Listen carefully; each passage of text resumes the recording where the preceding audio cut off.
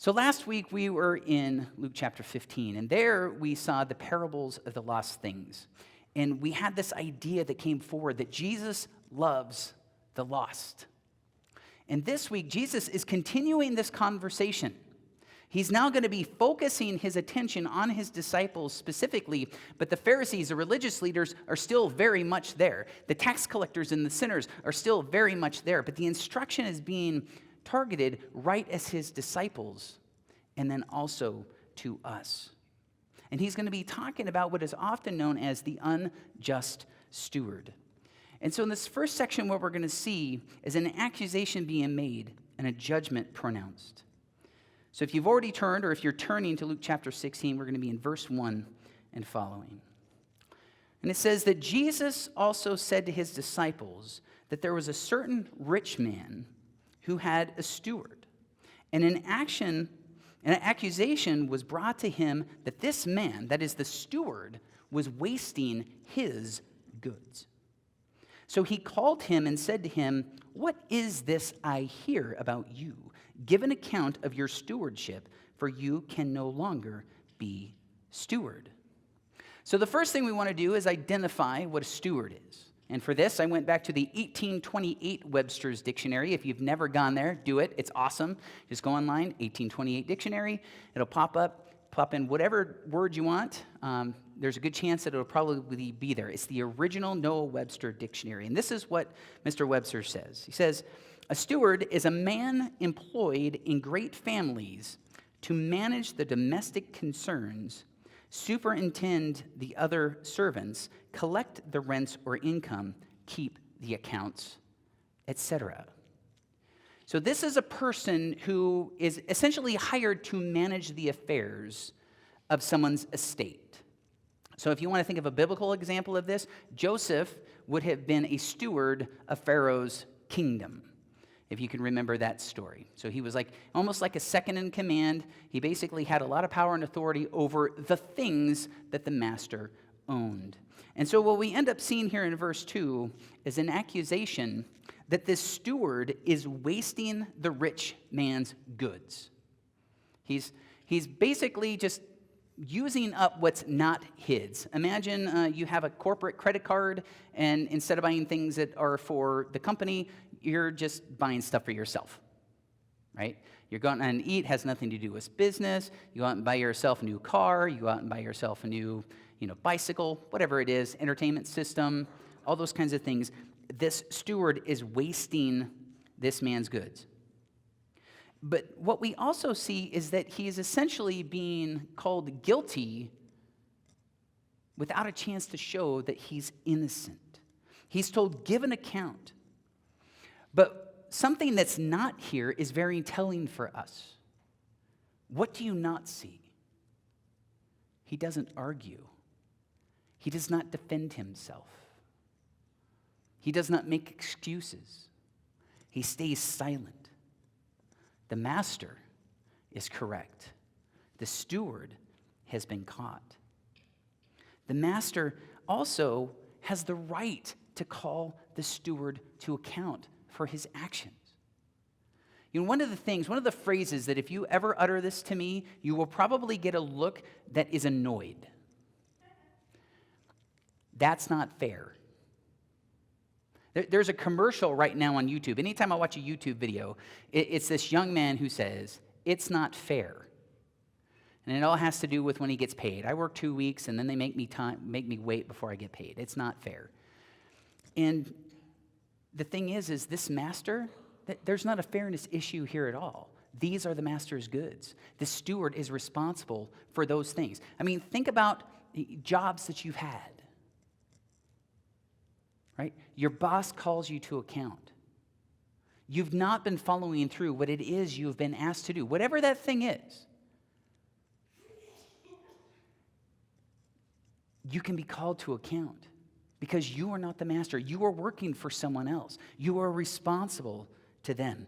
And then this master then puts the steward on notice. He says, you are going to be losing your position because you have been wasting my goods on frivolous living.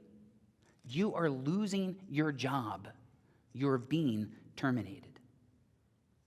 which then teaches us this idea that stewardship, it can be taken away.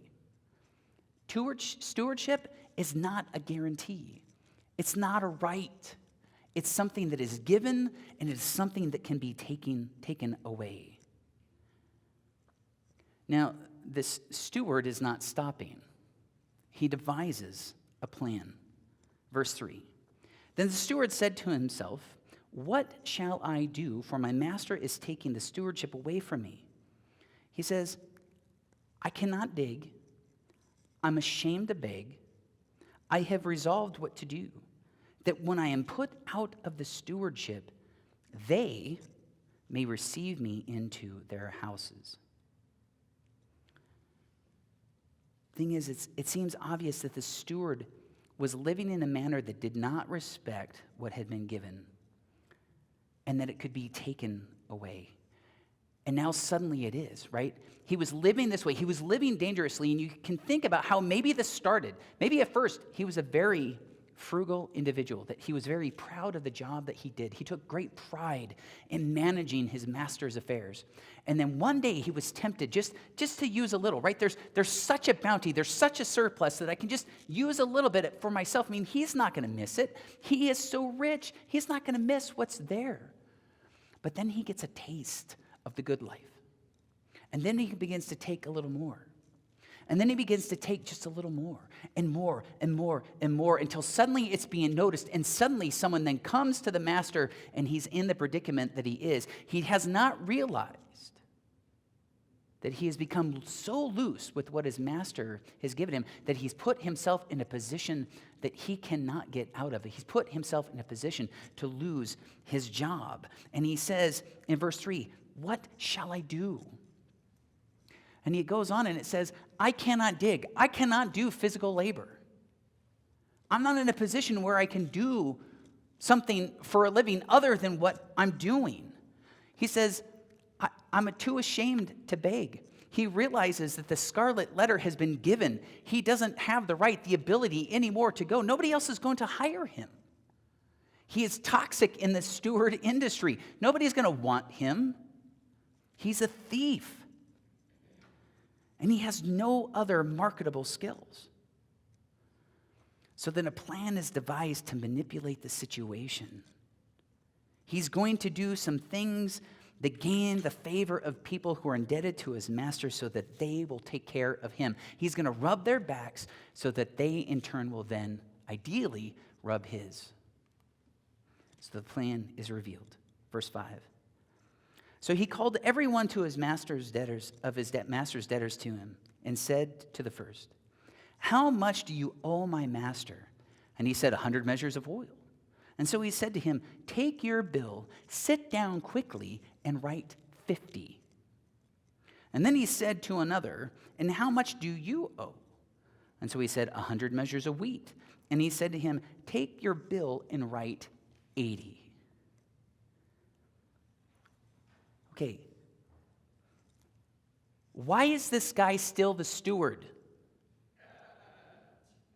Right? Why is this guy still in a position to be able to do these things?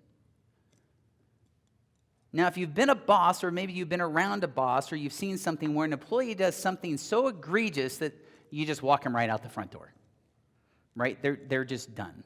We had a situation where I worked where a guy showed up inebriated and destroyed close to $100,000 worth of product within the course of a few seconds. That guy was walked right out the front door. We didn't say, "Hey, here you go. Here's another $1.5 million worth of product. Have at it." So why is this guy a steward? Because what you're seeing now is he's engaging in some risky business. This guy is now calling all of the debtors of the master to himself. We only know about 2. So that's all we can really work with is a 2, but there could be more. And remember that fairness word we talked about earlier? This guy is not really that smart, I'm guessing. Because if you were doing this and somebody said, "Hey, I'm going to randomly give you a 50% discount and I'm going to give a 20% discount," you'd probably say, "Well, what is the deal with that?" You know, what is the risk there that guy who gets that 20% discount won't turn around, go to the master and turn him in and say, "Look, I want to shave off a few more percentages here. I mean, this guy was offering me 20%. Can you give me 25? And I'm going to turn this guy in. That this guy is engaging in some risky, dangerous behavior. Any one of these debtors could have turned him in, but this gives you an idea how desperate this man has become. But this is where the story takes just an incredible turn. It's, us in our human minds, we're going one direction. We're like, yeah, this guy is going to get hammered. This guy is going to just lose it all. He's going to get his. He's been cheating. He's been stealing. This guy's going to get it. And then suddenly we see his shrewd behavior praised. Verse 8. So the master commended. That is, the master praised the unjust steward because he had dealt shrewdly. That is, he had dealt prudently. He had dealt sensibly. For the sons of this world are more shrewd in their generation than the sons of light. We see the shrewdness of this servant commended and praised by this master. He's not scolded. He's not put in jail. I mean, you think about this. Who hung on the cross next to Jesus? Thieves. This man is worthy of crucifixion. And instead of being crucified, he's being praised. But what Jesus does is he's bringing out a point to his disciples. He's bringing out a point that there's two kinds of people in the world. The sons of this world and the sons of light. In 1 John chapter 3, we see two kinds of children. Children of God and children of the devil. I believe there are similarities here. The sons of this world, children of the devil. Sons of light, children of God. And what Jesus is saying is the sons of this world are shrewder. So then we have to ask this question. What is it that Jesus is getting at? Well, he helps us out. And he says that wealth has purpose. He says, I say to you, make friends for yourselves by unrighteous mammon. That is, wealth and riches. That when you fail, they receive you into an everlasting home. Jesus is saying, make friends by unrighteous wealth. Now, since we know a little bit about Jesus' character, we can pretty much ascertain Jesus is not saying bribe a bunch of people. He's not saying go out and bribe a bunch of friends so that they're going to help you out like this guy was doing. He's saying do it different. Do it from the perspective of a child of light. What he's saying is invest in people, invest in relationships.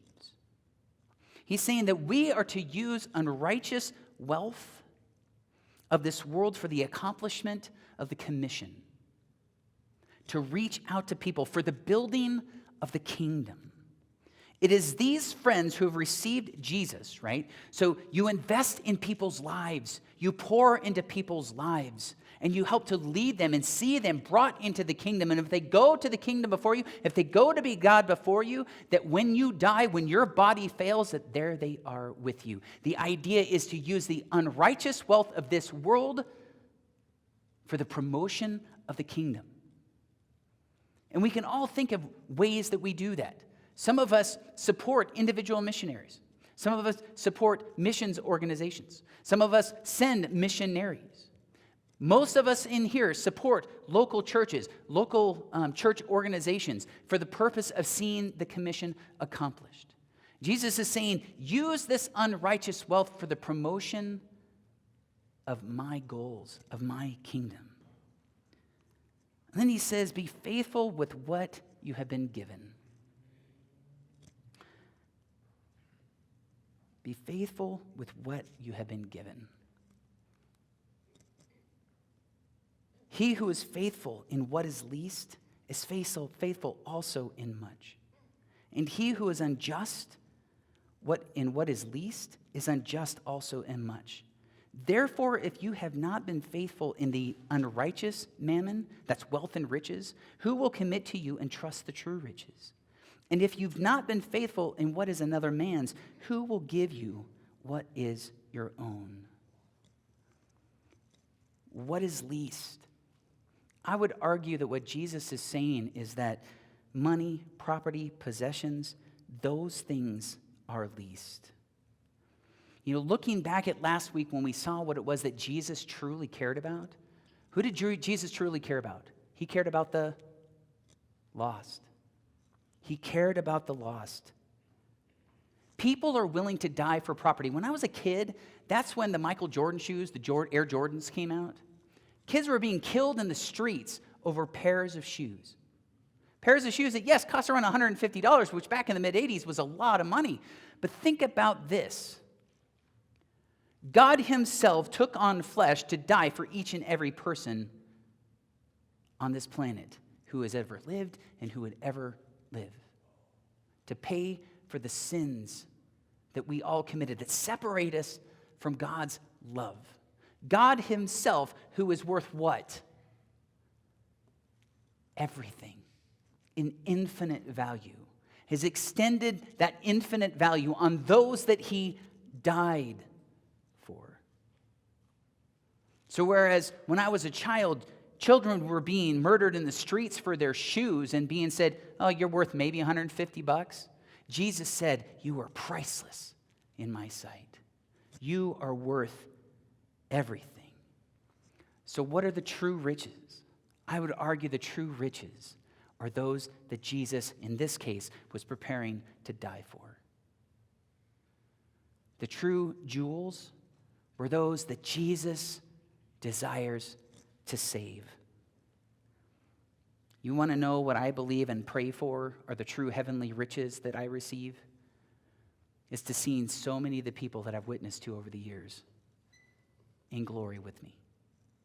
And I would pray that each and every one of you would have that same thing. It's not about receiving crown jewels. It's not about receiving a bunch of bling. It's not about receiving a bunch of property. You want to know what the most beautiful treasure, anything that we could see, is to see a life that is destined for hell, saved in an eternity with Jesus.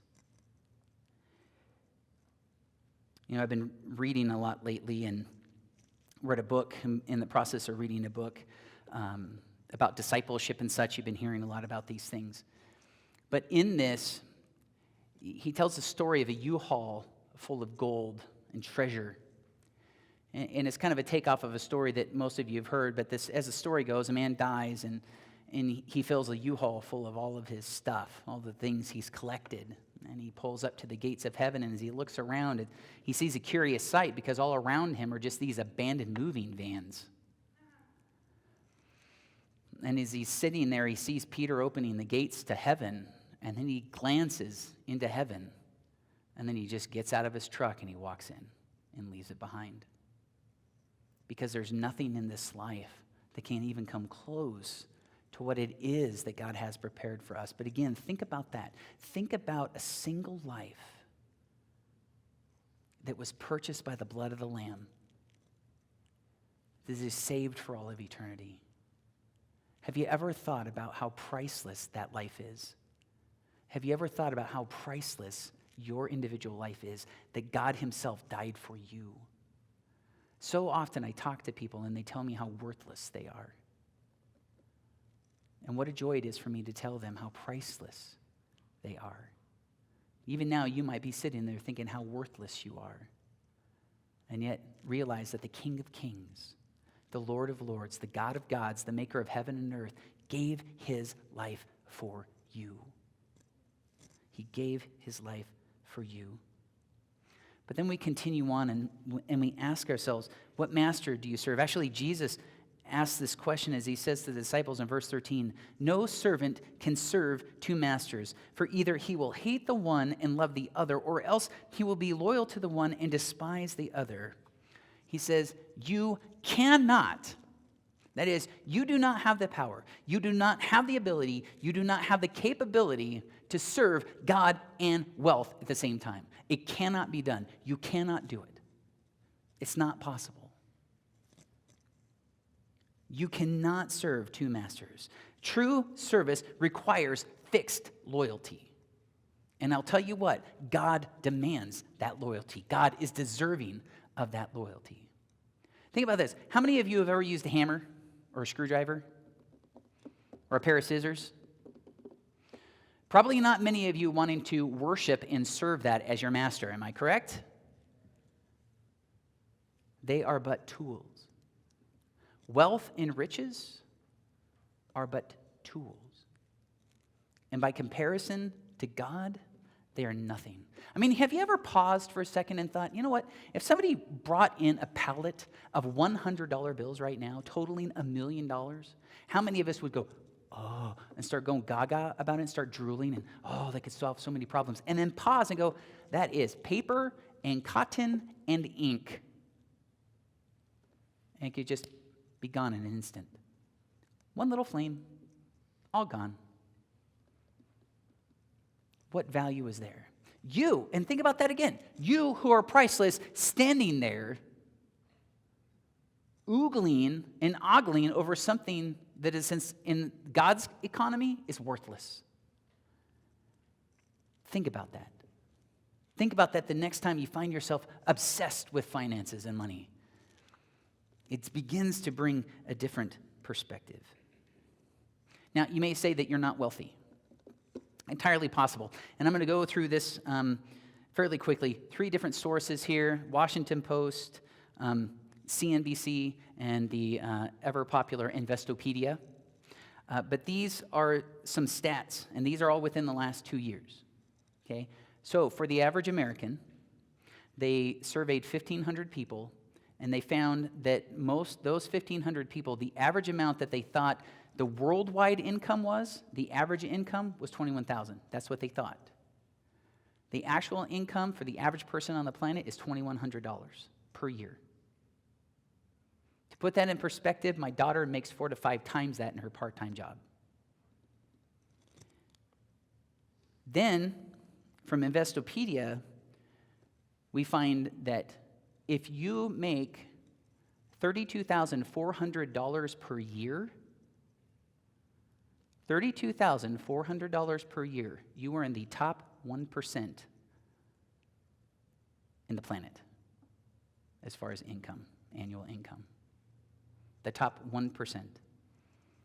So, a lot of times we listen to the news and they talk about the 1%. Most of y'all are it when it comes to the world. If you have just $4,210 to your name, you are richer than half of the planet. We as Americans have no right to say that we're poor. Most of us are very, very, very wealthy, the upper crust of wealth on the planet. So then we get to some folks that really cared about wealth.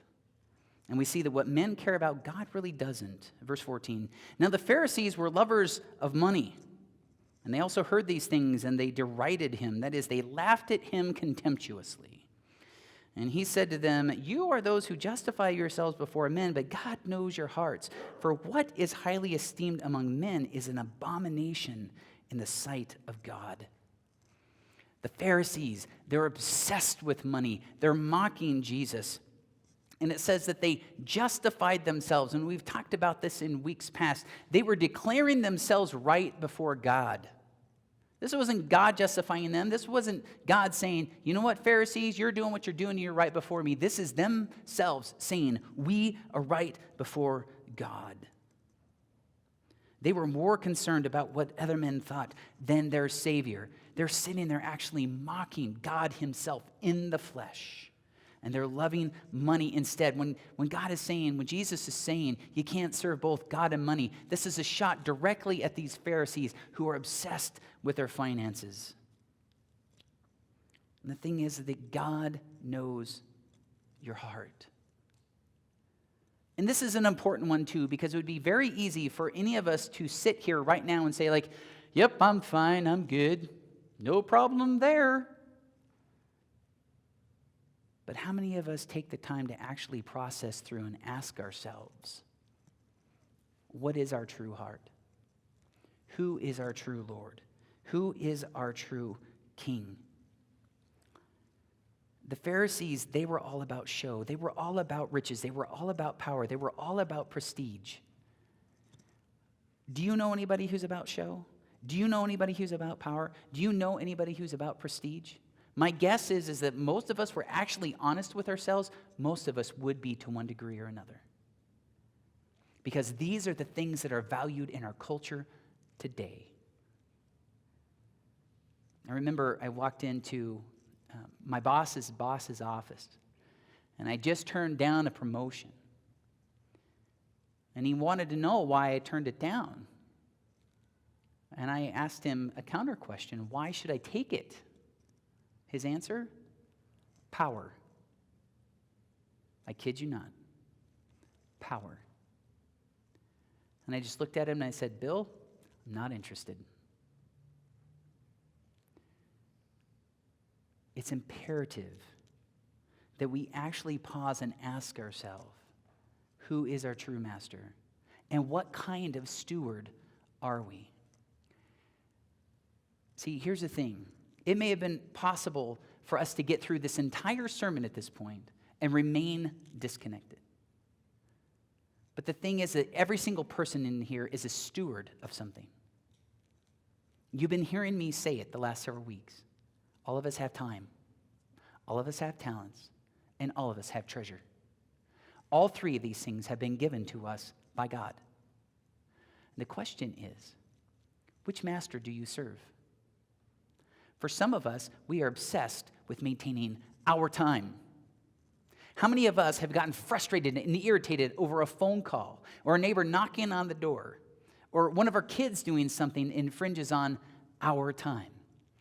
And I'll tell you what, I'm right there with you, right?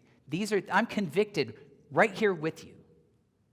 How many of you have talents that can be a blessing to others, right? Let's take this back for a minute.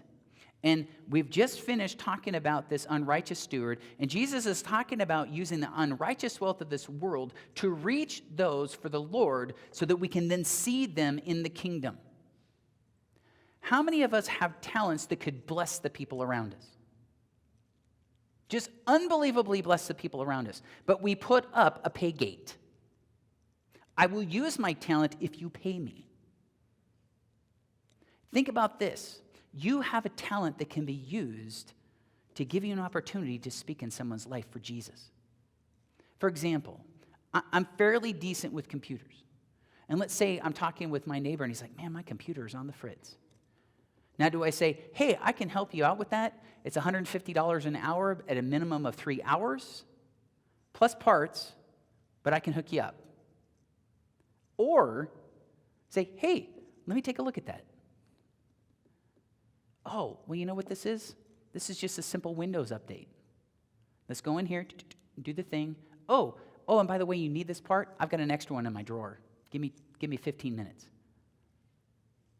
Now suddenly, instead of taking advantage of this person, instead of using that talent for my benefit, I've used it as an opportunity to love on someone. You know, that live, that love, and that learn that we've been talking about? Suddenly I'm using that talent and that gift to bless somebody who's going like, why in the world did that guy do that? Almost everybody that comes into my life is trying to fleece me for every penny that they can. And next thing you know, he's like, why? Why are you doing that? Well, let me tell you about this carpenter that I know. And then you let God do that work. That talent's not mine. It's his. It should be used for his glory. Now, doesn't mean that you can't ever make a dollar from it.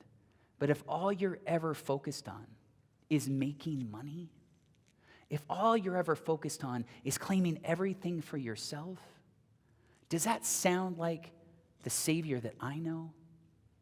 That does not sound like the Savior that I know. You see, there's nothing inherently wrong with wealth. The reality about wealth is that it's amoral. It has no morality itself. It's not good or bad, but how do we use it? Is it being used for the kingdom, or is it being used for your own pleasures? Is it being used for your own glory, or is it being used for his glory? Understand this. Your wealth, which is really not your wealth, is not just the monetary funds that you possess. It's your time, your talent, and your treasure. And what is your heart towards all of these things? Are you being selfish towards your time? Are you being selfish towards the use of your talents? Are you being selfish about the treasure that God has blessed you with?